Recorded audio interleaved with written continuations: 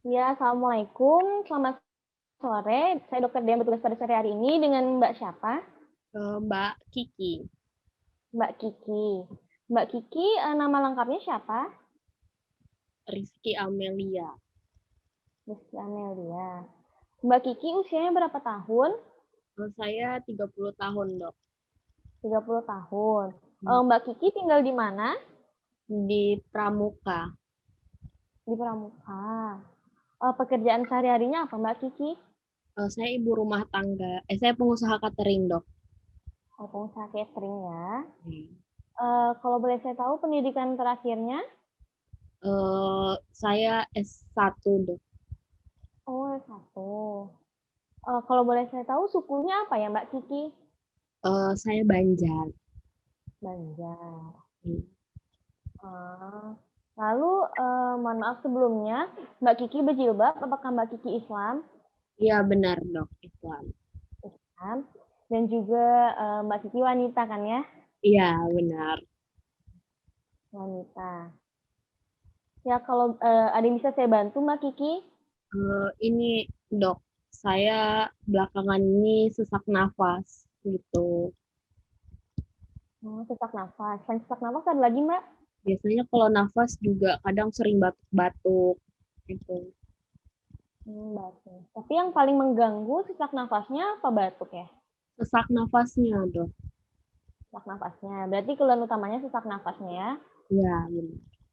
Nah, sesak nafasnya ini dirasakan sejak kapan? Udah sejak seminggu yang lalu. Minggu yang lalu. Ini baru pertama kali atau sebelumnya sudah pernah seperti ini? Sudah pernah sebelumnya, Dok, sebenarnya. Nah, lalu biasa timbul sesaknya itu bentar aja atau terus-menerus gitu? Biasanya timbul sebentar, sebentar, sebentar, sebentar sih, Dok. Sebentar-sebentar aja ya. Nah, lalu biasanya sesaknya ini timbul kalau lagi ngapain gitu? Atau misalnya ada waktu-waktu tertentu gitu timbulnya, Mbak? Kalau biasanya timbulnya tuh tengah malam atau kalau misalnya hujan gitu, kan dingin tuh biasanya muncul sesak. Tengah malam atau pada saat dingin ya. Iya, benar. Lalu biasanya untuk mengurangi sesak nafasnya, Mbak Ara melakukan apa? eh Biasanya saya tungguin sampai reda aja sih, Dok. Tapi memang pernah dikasih kayak obat semprot gitu kan. Saya kan pernah sebelumnya eh, dapat yang sama nih gejalanya, terus dikasih obat semprot sama rumah sakit. Waktu itu sempat masuk UGD rumah sakit. Tapi udah lama nggak pakai lagi itu obat semprotnya. Jadi biasanya paling ditungguin aja sampai reda gitu, istirahat, duduk-duduk. Sebelumnya pernah dirawat di rumah sakit, Mbak? Ya cuma masuk UGD aja sih, Dok. Nggak sampai dirawat semalaman gitu. Oh, gara-gara sesak nafas juga atau apa, Mbak? Iya, sesak nafas juga. Hmm. Lalu untuk sesaknya ini dari skala 0 sampai 10, 0 paling rendah, 10 paling sesak, kira-kira berapa, Mbak? 9 sih, Dok. 9. Berarti cukup sesak banget ya, Mbak? Iya, benar. Nah, lalu apakah keluarganya juga pernah punya penyakit yang sama seperti Mbak Kiki? Ibu saya, Dok, punya penyakit yang sama. Tapi dia udah lama nggak ngerasain gitu lagi.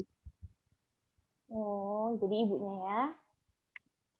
Nah, jadi saya cross check. Jadi tadi Mbak Kiki usianya 30 tahun, alamatnya di Jalan Pramuka, pekerjaan sehari-harinya catering, lalu pendidikan terakhirnya S1, keluhan utamanya sesak nafas. Benar, Mbak?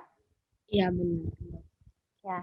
Jadi kalau yang saya lihat dari wawancara kita tadi, kemungkinan Mbak Kiki ini terkena penyakit asma. Nah, penyakit asma ini merupakan penyakit jangka panjang dari saluran pernafasan yang biasa ditandai dengan adanya peradangan atau penyempitan saluran nafas Mbak Kiki. Nah, ini nih penyakitnya bisa terjadi di usia muda maupun usia tua. Nah, lalu biasa tanda dan gejala dari penyakit ini nih kurang lebih sama yang kayak Mbak Kiki rasakan tadi. seperti batuk, sesak nafas, lalu mengi atau nafasnya berbunyi, lalu biasa juga diikuti dengan adanya nyeri dada. Nah, untuk penyebabnya sendiri, biasanya itu dapat disebabkan oleh paparan debu, asap rokok, bulu binatang, udara dingin seperti yang tadi Mbak Kiki katakan, lalu juga bisa karena infeksi virus maupun bahan kimia. Nah, jadi, kalau untuk pengidap penyakit asma ini, biasanya dia tuh memiliki saluran nafasnya yang lebih sensitif daripada orang normal. Jadi apabila, parunya itu terkena paparan dari penyebab asmanya ini tadi, nanti ototnya itu akan mengalami kaku atau penyempitan sehingga terjadinya susah napas. Nah, selain itu, faktor genetik di sini juga berperan dalam penyakit asma, seperti yang tadi Mbak Ara sudah bilang, kalau ibunya juga pernah mengalami penyakit yang sama, nah kemungkinan Mbaknya itu kena itu lebih besar, gitu. Kalau untuk penularannya, penyakit ini nih tidak menular, tapi yang sudah saya bilang tadi, penyakit ini nih, genetik atau bisa turunan. Nah, kalau untuk pencegahannya sendiri, yang pertama dengan mengenali atau menghindari dari pemicu asma. Misalnya tadi kata, Mbaknya timbul pada saat, udara dingin. Nah, jadi kalau misalnya udara dingin sebaiknya Mbaknya nggak keluar rumah biar nggak terjadi, sesak nafasnya atau misalnya nih, timbul gara-gara asap rokok misalnya. Nah, berarti sebisa mungkin menjauhi dari penyebab itu sendiri. Lalu yang kedua dengan mengikuti anjuran rencana pengobatan dari dokter, menggunakan obat yang telah digunakan menggunakan obat yang telah dianjurkan oleh dokter dan juga selalu check up terus dari saluran nafasnya itu sendiri. Nah, kalau untuk pengobatannya itu sendiri, biasanya pengidap asma ini disuruh membeli alat yang namanya itu peak flow meter. Nah, peak flow meter itu alat untuk mengukur aliran ekspirasi puncak sebagai bagian dari pengobatan. Lalu bisa juga dengan inhaler atau tadi yang sudah Mbak Ara bilang itu obat semprot, itu bisa lebih efektif daripada obat oral maupun obat sirup karena dia langsung masuk ke paru-paru.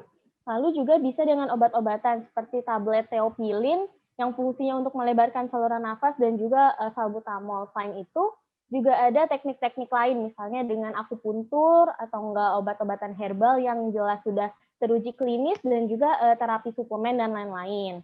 Gimana Mbak Ara? Apakah sudah cukup dimengerti? Iya, mengerti, Dok. Ya, apakah ada yang ingin ditanyakan? Nggak ada, Dok. Nggak ada. Oke, saya tutup wawancaranya. Terima kasih Mbak Ara, semoga sehat selalu. Iya, makasih, Dok. Makasih, Dok.